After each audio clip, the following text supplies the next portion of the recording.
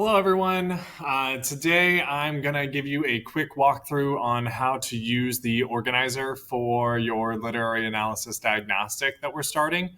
So, before we get into it, you will have to read Where Are You Going, Where Have You Been by Joyce Carol Oates. This will be virtually impossible to fill out without having read that. But fortunately, I've given you a few options. So there's the text version that I've linked on this screen. I've also linked it on today's slide on top of an audio file that you can listen to if you prefer to listen to the story.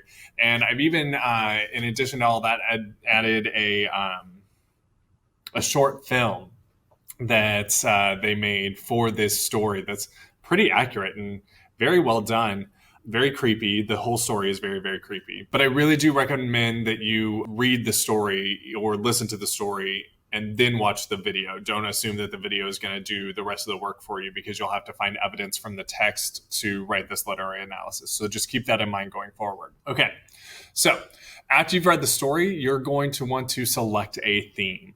And what I want you to remember is that a theme is supposed to be a universal truth. So it's true in the story, but it's also true in real life.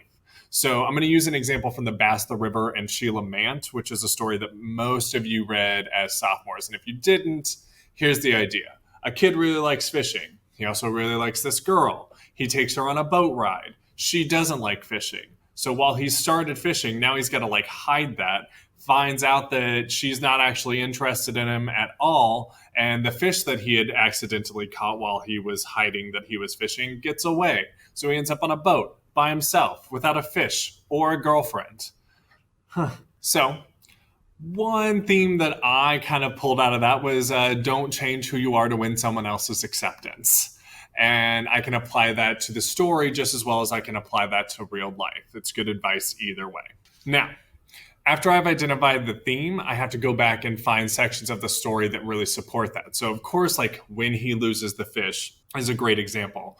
But he was also talking to her earlier, and she kind of indicated that she wasn't interested in the things that he was interested in. And he kind of changed how he was talking to her to fit that narrative. And then at the very end of the story, I would really drive home that he's in a boat by himself. He lost everything that he wanted because he decided to hide something that was really important to him to make this girl like him. And that was a mistake. Now, when you find sections of the story that you think match up to the theme, I just want you to copy and paste them right onto this doc. You can explain how you plan on using them if you want. That's totally fine. But for the purposes of this literary analysis, you just want to compile some evidence here for now. Now then, once you've written out your theme and found your evidence, you are actually done for today for the purposes of this exercise. We'll pick this back up tomorrow, and I'll show you how to turn this into a literary analysis diagnostic essay. So thanks for watching, and have a great day.